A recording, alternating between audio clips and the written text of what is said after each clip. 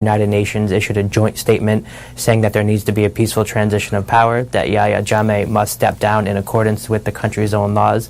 And secondly, yesterday, the United Nations Security Council unanimously declared the same, all 15 member states, which is very important. So the world is watching, and I think that's very important on a situation like this, where in the past, a lot of these crimes, a lot of violence, and a lot of human rights abuses committed by Jammeh and the regime have gone unnoticed. And that's very different this time around, and I think that's incredibly important. Mutala Toure, one more question on Jammeh and the Gambia before we widen our discussion. How did he come to lose his grip on power? I mean, did the opposition in the Gambia outsmart him, or did his jailing of the opposition leader Ousainou Darboe galvanize people against him? What happened? Yeah, I think there are several contributing factors to it. First of all, I think he was too overconfident that he has the support of the Gambia. And then before the election, he made several changes that have now come to haunt him. Like he changed the electoral laws, barring Ousainou Darboe from running for the presidency. He set the age at 65. So that's one of the factors why Barrow came in.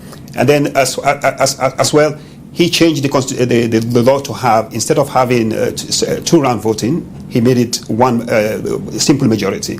So if there had been a second round of voting, then probably he would have had the chance of allying with Mama Kandeh, who came third. He's a former member of the APRC, so probably he would have won. So all these factors, and then with the opposition, as well as the Gambian people, they've had enough of Yahya Jammeh excess, and as well as human rights violation, throwing people in jail. So they were really looking forward to change. So all these contributing factors, he himself, with changing, tinkering with the constitution as well as the electoral laws, that's brought his end. Well, following the end of the so-called Cold War, democracy was thought to be flourishing across Africa. Now, though, international observers fear that democracy has stalled or is in fact being reversed. A number of authoritarian leaders across Africa hold an iron grip on power. Many are accused of repressing the opposition, of amending laws to extend their rule, and overseeing rubber stamp elections. At least 16 African nations held elections this year. The transfer of power hasn't always been smooth or always led to representative governments. Edgar Lungu was re-elected president in Zambia in August in a poll marred by harassment of the opposition, claims of vote rigging, and the closure of an independent newspaper. Disputes, too, in Gabon following the election there in September. The opposition accused the Constitutional Court of a miscarriage of justice for upholding the victory of President Ali Bongo.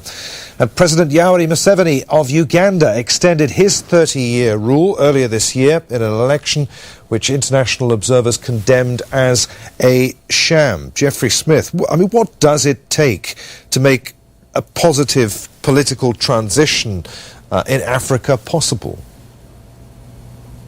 Well, I think that's one of the tragic outcomes of the Gambia. The election result there that was announced on December 2nd, in which it was announced that now President-elect Adama Barrow had ousted one of the continent's longest-serving dictators. It provided hope not only to Gambians but people across the region and across sub-Saharan Africa. Now with this reversal, again, it puts into flux the state of democracy in the region and dashes the hopes of millions across the region. I think if you look more broadly, one of the really interesting aspects in sub-Saharan Africa is the fact that poll after poll shows that citizens across the continent prefer electoral democracy over the alternatives. What is missing, however, is the supply of democracy. So the demand is increasingly high, the hopes and aspirations of people remain high, but the supply of democracy remains woefully low. If you look at Freedom House studies, for instance, only 12% of citizens in sub-Saharan Africa live in a country in which democratic ideals, civil liberties, and political rights are actually protected in practice, which is very concerning. And I think looking at West Africa in particular, in which Gambia is situated, there has been tremendous advancements, in my opinion, in terms of advancing democracy. We saw what happened in Ghana just just this week with the opposition candidate ousting the incumbent president, and we know there'll be a peaceful transfer of power there. So in West Africa, specifically, tremendous advancements being made, and again, Gambia is making headlines for all of the wrong reasons, and is really a veritable black eye on a region otherwise doing very well. Mutala Toure, we talked about the UN Security Council, the African Union and ECOWAS. The UN Security Council says Jammeh must hand over power without conditional delay. The African Union described his statement as null and void. Are the AU or ECOWAS competent bodies when it comes to the democratic transfer of power in Africa?